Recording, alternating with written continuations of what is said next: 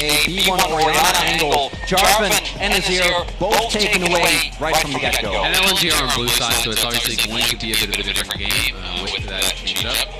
They are like that, so Orianna's going to get banned out. Now the question is, where do you go from here with that Orianna ban? Maokai would make some sense, but you obviously, if you are playing on the blue side, you can't go for the Maokai Jace, which is kind of that priority pairing. I'm kind of interested if T1 would be concerned about it enough to try to take that Jace away, because that is one of those really top-level pairings that people hate to get. Would also be a flex pick for T1 Zeus, has actually still plays it top, even though it isn't that popular anymore. Definitely one of his common champions. And yeah, the Kai'Sa for me is the other big one, because I think that Gala individually the Kai'Sa looked great. I don't think he was the problem in that game. I think it was more so the fact he was playing into a lane that relied on hitting blitz strangles, which didn't happen. And then come mid-game, like, what was he going to do with the team already being so far behind? I think you're completely correct there. I think we didn't really get to see most of their composition work at all, because they fell so far behind in the early mid-game that even if Kai'Sa had been able to do something, it just wouldn't have been impactful with the gold and level discrepancy we saw. That said, Aatrox again locked in, confident to double down the blind pick, and no reason you shouldn't be. Zeus was behind, put behind in the individual match, but still came out on top of the 1v1. And I think so much of that really came down to this fight around Herald that went so bad. And Zico was ahead prior to that. They had the gank, they got the first blood, yeah, Matt and CS in about 20 CS, I believe it was at that time. That fight goes so bad, it really brought Zeus back in it, and of course Zeus got the solo kill from there, really took over. It is going to be the Jace, as expected, should be going towards Scout. And now we have to find out where they want to go from here. Do you pick a top laner now? Are you willing to go back towards that Gwen? Are you scared off of it after that first game? Renekton's definitely a stable pick, but it is going to be Gwen again. And I think it makes sense, right? I don't think you can just completely down yourself or your picks after that first game, because it was so much down to execution, and there were so many errors. You talked about small errors, but there was also massive ones as well. As it is decided, locked in, we've seen this put a ton into Maokai specifically. We'll be able to get an insane amount of counter value there. Also has been very high on the ban list against a lot of other associations that have really highly prioritized the champion. My main issue with the Gwen, and I don't think this is player dependent, is that it does feel like a lot of the game deciding fights in the current meta happen before Gwen truly is like the 1v9 machine that we know she can be. I feel like her free item breakpoint is absolutely nuts, but a lot of games are decided before that. I think that's where the Renekton, to me, even though it does make you very heavy on the AD, could have maybe provided more counterweight in the game. Might have been able to. I think my attention is naturally going on mid lane now, because we've gotten so used to Orianna kind of as zero matchups, whereas instead now we have this Jace side, much more explosive, potentially much more volatile mid lane matchup. Scout said in his interview with Lore back at Twist, like, hey, I don't feel like mid lane has a lot of agency right now to carry the game.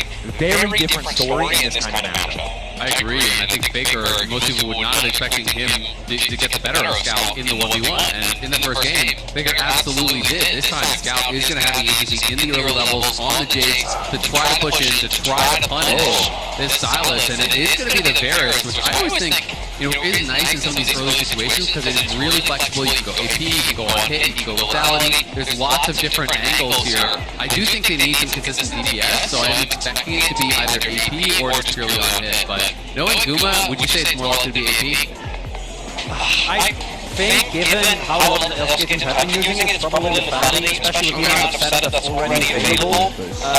And I think it also plays into LNG. There is a lot of threats there. We don't really get to be close up and actually deal damage. I think if it's like an Ornn or a more frontline pick, the top side maybe, but would expect this to be the lethality specifically. There is also still flex potential again here with the Rel. Very strong bot side with a ton of power, and there is the opportunity for Owner to go to something like his lead. This is a big opportunity though, and this is going to be the double marksman. This is so funny because I was talking about that in Pick Again in game number 1, how Kerry was so flexible during this meta, where he was one of those guys that they really could count on in this double marksman meta. We have not been seeing it in a long time. Do you think it's going to be the support match or the support Varus? Because both of those were somewhat valid at the time. I mean, we'll see where they want to go. Again, they took 20 seconds to decide what lane or who wants to pick what champion, but I feel like LNG has just been consistently on the back foot. Again, the second game they had the loss, the option for blue side. T1, again, using this support counter pick to such great effectiveness, at least in terms of throwing off LNG's plans. That said, still has executed. It's going to be so interesting because, when we saw these kind of lanes back in the day, it was a lot early levels, all about the aggression, really utilizing that power to try to harass someone like the Rakan down before they can even look for those engages, before they can hold their jungler down. Because if you can keep them chipped out, if you can keep them pushed in, then it's very easy to track the jungler. And Tarzan's job also becomes a lot more difficult against the hawk shot that carrier is going to have. So it's not just going to be the ward he has to circumvent, he has to worry about these hawk shots and getting trapped from that, worry about potential invades coming in from owner of the rel as well. So I do think there's going to be a lot of pressure already here on how Gala and Hong are going to be able to actually work this. And this was specifically a type of pairing where T1 looked monstrously far ahead of everyone else during the spring meta, right? When it was all about, and we saw like Caitlyn support, the Varus, right? We basically saw everything. Yeah, The worst time to play bot lane in the history of bot lane. Not fun. Or the best, depending on if you enjoyed those supports. Yeah, it was Or if your name was carrier. It was every single game, right? Every single game you heal level 1 just to get part out of the way, and from that point on the game becomes very unfun to play for the opponents. And it is going to be the double hail of blades I was talking about, because they're clearly going to be going all in for the early trial in that first couple levels here, trying to chunk down Hong, who's been spotted, and Two slows already. Ooh! It's not going to connect. You have Dutch forcing out the W start coming from Hong. Now walking away, that's the heal you managed at level 1. A little sooner than they expected. Just trying to zone Rakan away. yeah, I think they thought they might be able to actually get all the way in to force out a summoner. Unfortunately, the heal does get kind of wasted there, so I think that removes a lot of the advantage they had from that initial attack. You can also see Gala, knowing how hard this lane is going to be, he's on boost 4 pot. So this is about as defensive as a starter as you can get, trying to have the sustain to survive, and trying to have the ability to sidestep and avoid a lot of this damage. The damage is still done though because Han had to start with level 1, right? Like one of the big advantages that I think Rakan has gotten, why his laning phase, at least one of his weak points, has gotten way stronger than it used to be, is because if you hit your blazing whale, you can tank so much of the damage, but now you're basically not going to be able to contest this early game at all. And carry on Duma, that's right where they want to be. So frustrating play against this ball. Hail Blades now proc, just back away. You need 2 of those autos, nice bit of gold over the side of carrier. And remember that you can earn exclusive World contracts, right? Linking your Riot account on LawSports.com. World Icons. Get in there. Get your stuff just like Bars is getting in there right now because Hail Blades, baby! Oh, you can't win a trade against it. That's the fun part. Big heal as well, that T1 did place the ward on Raptors, so they know that Tarzan is towards the top side of the map. So there's 2 options. Either T1 need to get the wave in before there's an opportunity to gank, set up some trackers, or if owner path towards the bot side. It looks like that's not going to be the case though. They made the read, and owner now can invade towards top side or look for a gank from Scout. Well, they saw that he had no blue buff, so owner's just going to invade on the blue because that ward over by Raptors saw him. They know that he didn't go up towards that blue, so it's going to be the blue taken away, and owner could potentially even get the drop as well and really get far ahead. And that hot shot, I do believe, actually spotted him. Yeah, you can see the pings over on Tarzan there. So that's the angle. When you get the push here, it's so easy to get that perfect angle on Ash to be able to spot out all of these bot side camps and even some of the top side camps. And you can see the damage already being done. This is going to be the first waves crashing in at 3 minutes, and they're likely going to get a plate right now. They're going to get a plate. Owner's very likely to reset and then be able to take his entire bottom side jungle while his bot lane has priority, so there will be no counterpunch, no counterplay for LNG, and they'll stick it towards the top. This is a clean early game from T1 thus far. I also think there's potential double scuttle angle. I think he can do his top side scuttle. He has so much power on bot side, you can't really contest with that scuttle. So it could be invade, 2 camps take away, and Scout may And the gang looking to force. Stuck up down the shadow, strike a bit of force.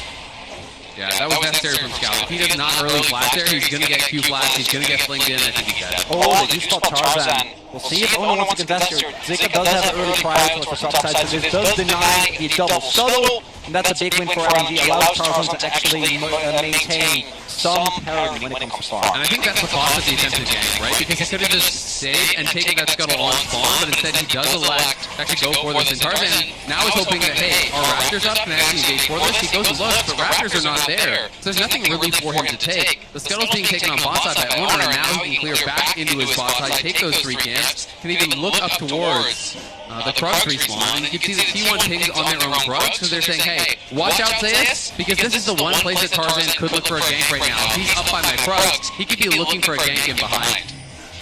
Well, now got spotted there with the sapling go to the ward, so we see the pings. T1 again is aware. We've got to say though, Gala and Hung able to take the early beating decently well. There is still a lot of sustain available for Guma. Double cookies as well as a refillable potion for the Varus. Meanwhile, mid lane Victor loses sustain more. He hasn't recalled yet. Guys, already used his TP back. So potential window here to try to capitalize on. Victor still has the flash available. The healing as well. Can he find a target? He's going to flash back into the tower. Shot flash there. Victor making it out to safety. Scout looking for the healing now coming in. Trying to find one more roll. Scout will stand strong. Getting the kill on paper in the mid lane. That's huge for LNG. A mistake from Baker. Sets back. He had evaded the gank. He had gotten away, but he wanted to green out for it. Owner though does spawn Scout. Now to the sapling to slow him down. Now the Scout can't escape. TP now coming in though. Baker most likely just going to catch the wave here. Do they want to commit for anything else? The delay actually means a lot because Scout had already committed TP prior to that play, so now that there's that big delay, he's going to lose likely a full wave as Baker is going to be able to bounce and push this back in. And Team 1 know they have full pride before this dragon here, so they're going to be able to start this up. There's no way Jace can join. Really important that the gank worked out there, because Starzon was like level 3 when that started off, and if that play doesn't end up working out, they fall behind very much now, able to get Scout ahead early. As we see the gank come through here again. Yeah, not much to this, honestly. Nice E here from Baker. Buys a little bit of space. The Stockpot does connect, but then the flash out, and it's just free. He goes back in once he can get some XP or get some of those minions. Does give over the first blood, but again, look at the gold. It's T1 up gold. When in 6 minutes you have a first blood, that is a massive difference they have actually overcome just through farm and through the play already on bot side. You can see, look at Gala's position. You know, he had to buy those 4 pots early on, had to use them all in that first kind of cycle of laning phase. And now on the other side, you've got some early lethality picked up. You've got tier 2 boost early on here from Carrier, which is one of the really nice advantages about actually playing these ranged supports here, is that it's so easy to farm gold compared to a relic shield. You get so much more gold as long as you have access to these autos and to actually hitting in on that. So great early buys for T1's bottom lane. Certainly, and I think it's frustrating too because the gold lead is actually bigger than implied because you've already spent 200 gold on pots in the case of Gala. You've already lost so much gold just going for consumables. Guma has it refillable, not losing nearly as much, and this is going to be frustrating as they go further into the lane. Boots 2 going to make it safer, but meanwhile in the mid lane, Tarzan in the area, but again, the hot shot's coming through. Yeah, also the ward there in Pixar Bar actually spotting him, and it doesn't look like LNG are aware of that, so ward's going to remain there and continue giving information over. I do think that T1 specifically has already been on good track with this, but especially with these double AD carry comps, which if you haven't watched Spring, used to be able to raise, it's really important you start stacking the dragons early. I do think it's a type of comp where once you lose control, you're in trouble, but if you Barthol, massive damage! The escape barely coming through there. That was really close. And yeah, I agree. You have to really stay ahead because as much as you can kind of really deal a lot of punishment to these bottom lanes, all of a sudden Rakan hits 6 and the jungler shows up and you get flashed on and you're both dead. Well, there goes your lead, right? So you do have to pay respect to that. But look at Carrier. He was wrapping around, wants his own call, so it's going to be at least one more play going T1's way. It's going to be not only pushing Hom back and almost killing him, it's now a nearly 20 CS lead because of the CS being denied from Gala. His buys are going to be horrible, and there's going to be so much pressure now on his barely avoiding the tiny little kitty cats. But Owen didn't know that they didn't know. So he got back off because Zick has made it over. In the game of poker, they won. The bluff was successful, unintentionally so, but working nonetheless. Owner's now going to back away. The one strong point on the map right now is Zick on the top side. Winning out in isolation.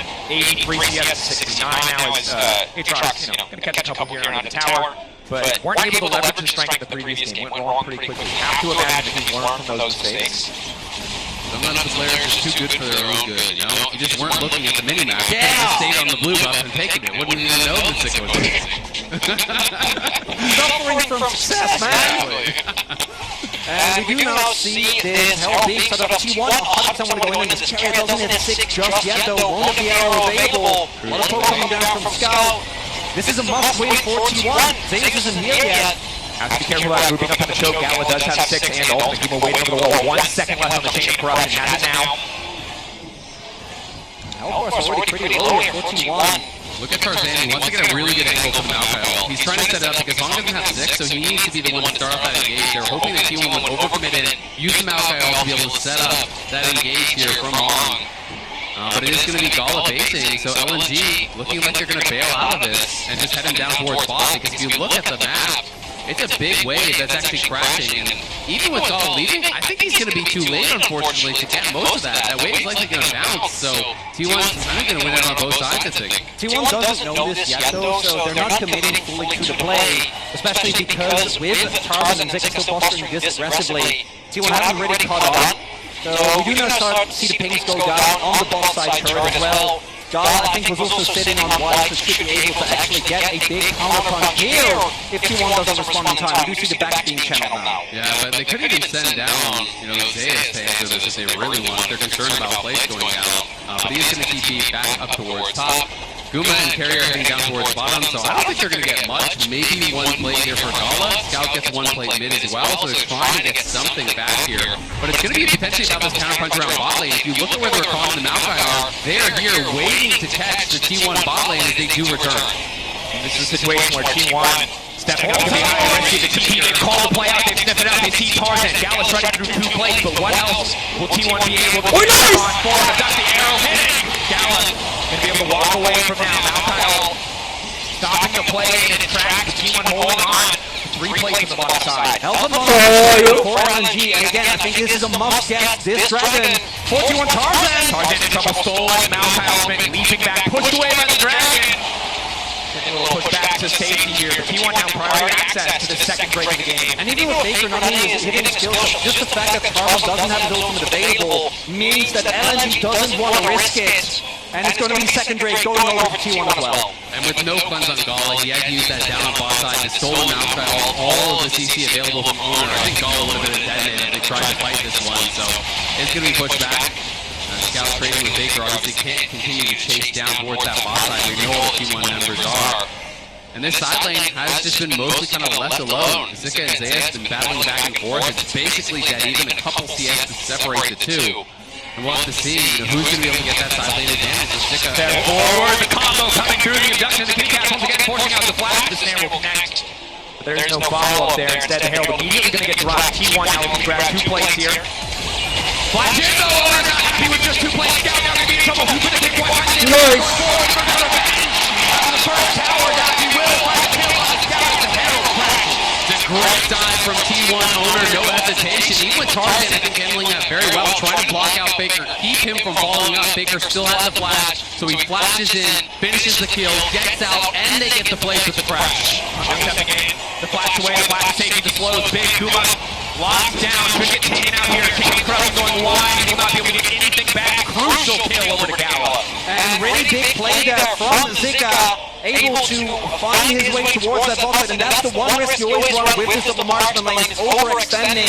It will be paying some plays inside, and I'm pretty sure Zika also should be able to get some here towards the bot lane. And you can see how many summoners that actually cost you. Even with the early cleanse, but Carrier used 4 summoners as well in that retreat, so they're going to be vulnerable. Here's that early Tarzan again. Does a good job healing Baker off as best he can, blocks the Esconda duck, but then Baker just flashes in. He's got multiple of those passive autos stored up, and Owner was tanking the tower on the other side. Really well played from the T1 jungler, setting Baker up, and again, it's another good start here from Baker. Was incredible on the Orianna, and he's kind of been set up for success. There's multiple good ultis for him to steal. It's not just a Maokai ult. I do think stealing that Recon ult is also really, really powerful.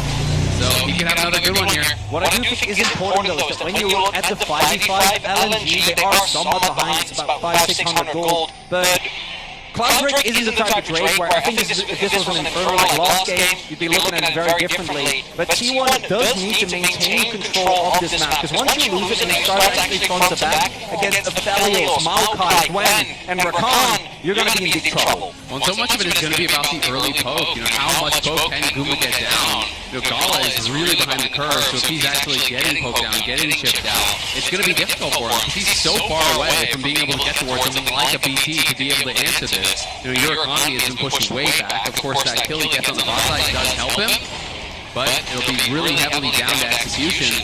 And T1 have great engage as well. Not only with the solo ult from Baker, but the carrier ultimates. Cheryl narrowly dodged away from there. Combo like wrong. I'm going to clear out his wave, and I think it's an excellent call out. This is such a tricky position for LNG to find themselves in. Need to hold on to some semblance of control in this game. Good news is, after that game 1, much more controlled game 2, at least trading a little bit, trading blow for blow, matching in some circumstances, while T1 still grabbing more plates, still holding on to a gold lead. LNG at least not making the same mechanical missteps that they did in game 1. What is really important though is for LNG to try and hold on to its turrets. As long as that outer ring of turrets remains standing, T1 can't really fully take control, especially once Carrier finishes his umbral. If you start dropping turrets, and I think the second Herald actually going to be pretty hotly contested for this reason, it becomes a lot harder to actually keep control. And I do think a single target lockdown on T1 can be really tough to deal with. Take a look at the match card, economy snapshot. It's all over the place. But at least there's no one with a crazy massive goal lead like there was in the previous game. This is a very, very even game number 2. And it's going to be such an exciting one. A lot of pressure, I feel, on LNG after that first game. If you drop the second one and a close one, it becomes incredibly difficult because then you're faced with match point from T1. And T1 wanting to actually to be able to keep the pressure on. Going with such different bot lane strategies. We've seen it move more heavily towards the enchanter lanes, but Carrier back-to-back games playing double marksman bot lane down here, and thus far looking incredibly good. T1 leveraging their priority to the mid lane, the control that someone like 1,000 bars is going to give you by just piercing arrow in every wave that comes forward to break mid-tier 1 tower. And I gotta say, I agree, it feels like T1 have identified Gala as a big threat, have drafted in a way that stops him from being relevant for so much of the early game, allowing a lot of their other players to really shine. It's also something that we've seen in the tournament meta, right? And it's been one of the big reasons why we saw BLG, for example, be really successful, why Weibo was able to get such big leads consistently. It's this bot side counter because Zeus goes into Tarzan. Comes through with the twisted advance. Zeus getting low on the way to try to burn through. Figure is going to get a flash out to safety. On the backside, Kuma maybe to land the ultimate. A little bit of follow on Davis. Zeus coming back in for the extra healing. Double TP now going in. Baker is there. Lockdown coming in. Ziggs going to try to find one. Baker's coming away the ultimate. That's the needlework coming out. LNG being pushed back by the side of T1. Taking solo now. Will connect, but no further fight breaks out. Look at the health. Tarzan is incredibly low. Stepping a little bit too far here, but still has the flash. Holds on to it, won't even use it. Gonna be heal invested instead. T1 still gonna start this off. Zeus does have TP available. It looks like Soul Point, 17, not even 70 minutes in, is gonna go to T1. Yeah, the initial play, it looked like it was going LNG's way, but with the first TP coming through, Tarzan had to retreat. He couldn't chase in and try to finish off Zeus. And it did mean that despite the trades back and forth of these summoner spells, of these cooldowns, it was Tarzan incredibly low with no flash. You can't walk in as 20% HP Maokai and try to contest this dragon. So T1, as you say, on Soul Point, and maybe it's not the exact one that they do want, but still, a soul is a soul, and flat move speed is always valuable. And the downtown arrow might be enough to get Baker in here, Scout. You're going to have to safety just in time. Quite an duration on that one. Thank you, Mercrex. Honestly, a crucial purchase against a team with this much upfront CC, with this much engaged potential. Not quite going to connect with the Baker there. Second Herald stolen away. Chronicle, you talked about how important that one could be. T1 were able to break tier 1 mid without its help, but maybe LNG can use it to fire back. It's a really good counter from LNG because it means that you can probably hold on to both your outer turrets for a lot longer. And T1 also possibly could have leveraged the pressure that the Herald provides into that an advantage in the eventual soul fight in about 4 minutes' time. And we do see T1 continuously looking aggressive, but right now there's no real objective on the map, right? So they can either try and go and play aggressively towards these sides, send multiple people there and look for a dive opportunity, or try and find individual picks and set up for the dragon when it does come off. And I mean, you can see how much of an emphasis there was towards the dragon. You just look towards the bot side, all the vision there, now they're going to vision in around that top side as well.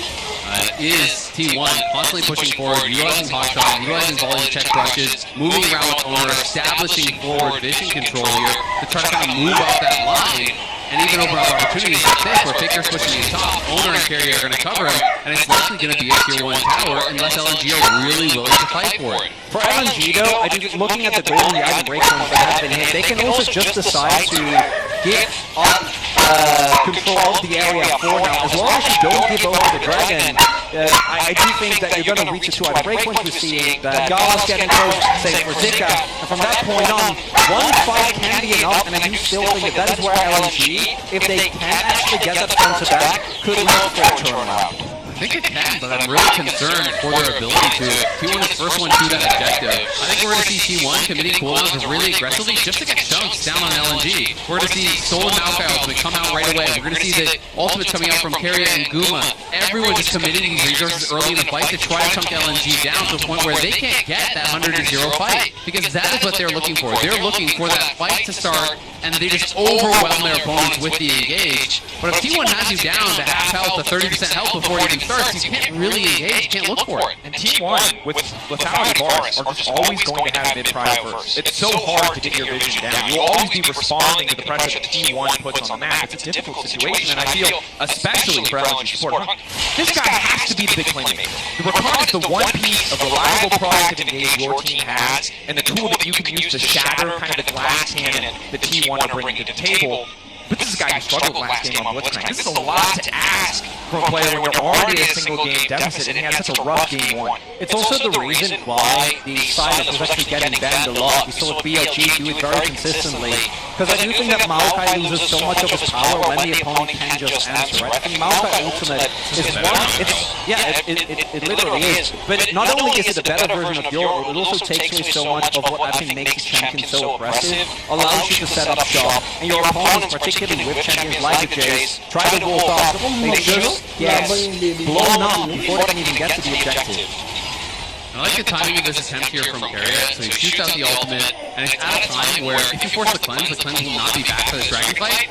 But maybe gonna commit this. I don't think so. So they do get that flash, but you know, your ultimate will be back up as Carrier. Unfortunately for him now, he's gonna be missing those summoners, so he's gonna be very vulnerable to Hong in this next fight. But of course, the primary target is going to be Guma. They really have to get towards him and try to take him out. You can see second items coming through for a lot of people. Scout almost has that tier fully stacked up. Zika's done his second item. It's been a very slow-paced game in the second game. What we are seeing here is that LNG, again, identified that T1 doesn't need to go for the dragon. This is just an individual break. Obviously, they get it, they get soul, but LNG try to set as much vision as they can to sniff out a Baron in case T1 do not up into a contest at all. And particularly with the vision that they've been able to set up, if you take a look, one ward on the top half of the map, and then these wards here, they should have a pretty good idea of where T1 is going to go, as it is about 20 seconds until that possible soul spawns.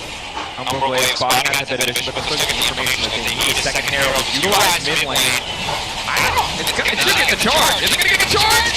Not quite! The Matador in the eyes of the bull. That one takes off to the side, Hong now caught out. Arrow is going to connect, but not onto a priority target. LNG, will they look for the re-engage? No, just opting to back out. Know that this is not their window to fight. But again, this is what I expected from T1. Push in, utilize those ultimates early, try to use that to take positioning, to try those chunks. LNG, though, have a pretty good position here themselves with Zika on the side. Tarzan will try to retake some of this vision. And LNG are going to try to get the Scuttle and see if they can find a better angle for the engage. Scuttle down, Gala great guns for a fight. In terms of sustained DPS, he absolutely outclasses Guma. But if it just comes down to a post battle, he will not come out on top. LNG forcing the issue. Hong doesn't have a good angle to engage at all. Like, look where he's playing. He's almost like trying to mark Zayas, but he needs to get the backline. They're going to go! Chin over Gala needs to make it up. Safety isolated for now. Over Zayas over the wall. Zayas to the backline. But Gala forced the safety. Shot rope stack.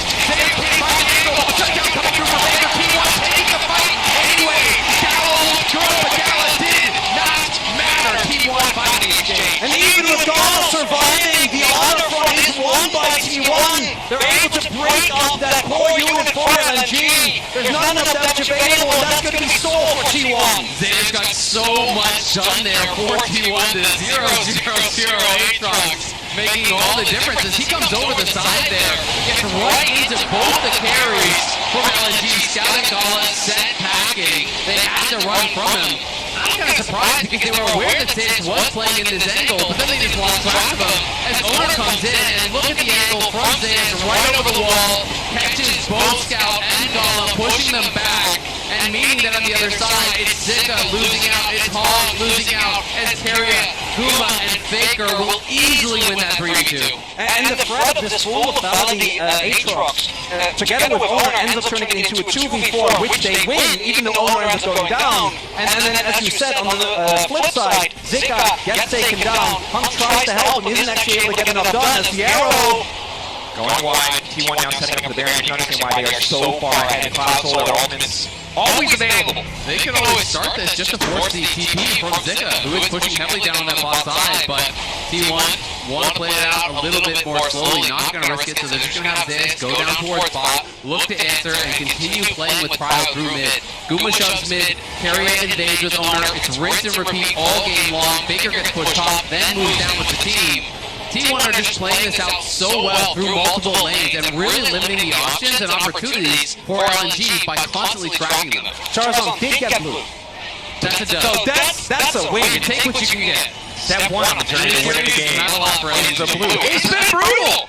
I was ready for this to be much closer, but to be honest, T1, the way that they've been counterpicking bottom lane, not overplaying their hand, playing patient in a lot of these fights has been fantastic. And you saw in that last fight, Gala has 2 items, perfect guns, and he was super relevant. Solo isolated by this consistent blind pick Aatrox top lane. This champion is becoming a problem for LNG. And it's also with a different build than what we've seen with Aatrox be the strongest with, which I think is really funny. It's similar to what we've seen with Kaisa as Zika tries to contest Vision. Leveraging the Shroud to try to contest here. Gala with the Infernal Ultimate can always be a threat, but again, T1 just taking their time. And I think this build from Ziz kind of represents him as a player. It's risk versus reward, right? This is something that he is just so confident in his ability to execute on a build like this. Almost everyone plays Gorginker because it's more stable, it's more secure. You go Gorginker, you go Sterex, you get in the middle of the fight, and at the very least, you're going to take up a lot of damage. This one is the 1v9 or all your team reports to you. It's like, you are switching, you've got to execute perfectly, and so far you've been able to. And it's T1 that has control of the river and that allows Zayas to just continuously push. Because LNG can't actually threaten the Baron here, so they can't really force out a response from the Aatrox here. And T1 might start it up themselves. And this is a chokehold on the game that T1 have established themselves. The only saving grace for LNG right now is they have the Malphite. They have the luxury of the Sapling to face check some of this vision for them. But the real winner here is not T1's control around the Baron, it's Zayas. This man's just eating CS, eating creeps everywhere on the map, becoming gigantic, while T1 just stall LNG out because they know they have to do it early. And it feels like T1, based on their play, based on their fact that now they're starting with this Baron, they just want to play for Elder. At this point, you're delaying this long after you took the soul already, after you already have that advantage. They just want to play around that lower damage objective that's not going to be as risky to start up. The Baron obviously has a lot of inherent risk against a team like this that has that hard engage, so they want to continue controlling vision, limiting the options, and taking only the fights when it really does favor them. T1 are playing almost the style that they expected from LNG coming into this series. It's slow, it's deliberate, it's controlled. And again, in game 1, a little bit more explosive when they had the Neela on the composition. But Guma and Carrier, the fact that there's only one death between them on such vulnerable champions is a fantastic sign of T1's success. And I think it's really interesting because, when you look just at the scoreboard, it doesn't seem as bad. But this game has felt incredibly one-sided because it's been T1 dictating where all the action is, it's been T1 pushing in the waves, controlling the vision, and it always feels like the ball is in their court, so to speak, which I think is really what's making it feel like it's so one-sided. Arrow coming in, just miss through the goalpost, stolen out title, and now used, potentially a window of opportunity here for the side of T1, flashing on the owner, still making it out to safety. A lot of resources committed, went still on the bottom side of the match, Zika does have TV up available, Tarzan getting jumped, and LNG not really able to get anything, just a trade of Malphite. That's a really big win here for T1, not having the Malphite was able to make the Baron way harder. And Tarzan committed his flash. You can smell the desperation a little bit there. It was a great buffer from Owner. As soon as that flash came in, mashing W, gets that dismount to create some extra space. There's no one to follow up there from Tarzan. And now if it does come down to an objective flip, Tarzan not only doesn't have the ulti, but he's chunked and he has no flash. There's almost no way for him to approach and try to steal. Saving grace here is that they do have the scuttle, so T1 can't start up the Baron without all that LNG. Do know that Faker is about to hit his death gap, is about 500 gold away, and that is going to be such an immense power spike, which I don't think they'll be able to get it before the Elder. But if they can stall that a little bit and play with that, I think it becomes really hard for LNG to win the fight. Crab is going to save a lot of grace for much longer. You're right, there's Death Cap coming. There's Elder in 30 seconds. The T1 can now set up for because, again, they have permanent mid-priority with this lethality bars. LNG are going to do damage. Just set up defensive vision, just to make sure that their jungle is safe. Already burning 2 wards, just to be able to walk in. They're going to fight for bot lane control, to have an angle to walk into the river. But T1 already total control around the objective. I just love the observers highlighting this. They can't see anything. They don't know where anyone is. So LNG has to fight through bot, try to push in as a squad, and hope that they can win this fight. Because if you can win this fight, that is the one risk with this strategy that T1 are going for, where they're playing so conservative, where they don't start prepared. Because if you lose this flip, if somehow LNG get that Elder, the game can get turned around. Definitely. LNG pushing it, fighting spot prior. They built themselves, getting careful here. Armor is not quite going to burn the engage quite yet. He's baiting, buying time. Zick already using the hourglass. Now trying to back away. That's the missed cooldown consumed as well. It's the window of opportunity where T1 wants to start to know. They're just trying to play for more cooldowns. Just build up these small incremental advantages. Also, Zayas looking for a back. Not going to get it though, and we do see the poke from Scout not letting him run. But Gala does have both his summoners available and is very helpful. Sitting on 3 items, did finish his low dump just now. Exactly, finished that LDR, so he's really strong. Last is for Scout as well. And LNG are trying to force this response through bot, trying to keep Zayas around, and keep this opportunity for a multi-pronged attack. But it's T1 who looks like they want to preempt the play. Corner now stepping in, getting forced backwards. LNG not quite able to get the move up there. Okay. Gala trying to force the issue, force the fight here. T1 have to be careful about grouping for the Infernum ultimate. Owner a little bit chunk here, and Hawk's looking for that ankle. They're going to try to pinch Zayas. Resetting a little bit here.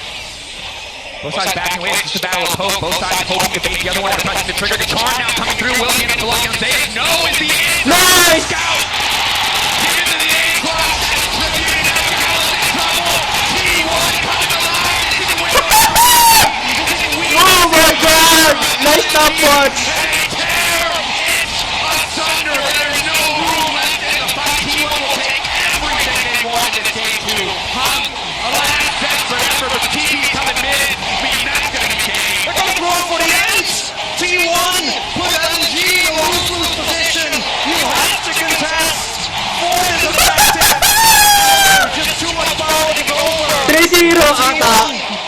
Patiently playing, finding an angle. And the fervor of the fans and boost on will not force T1 to play over-aggressive.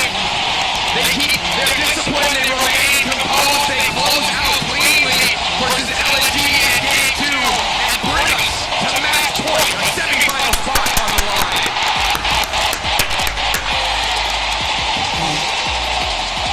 What a performance from T1 thus far. Dominance in game 1. And for game 2, the word that comes to mind is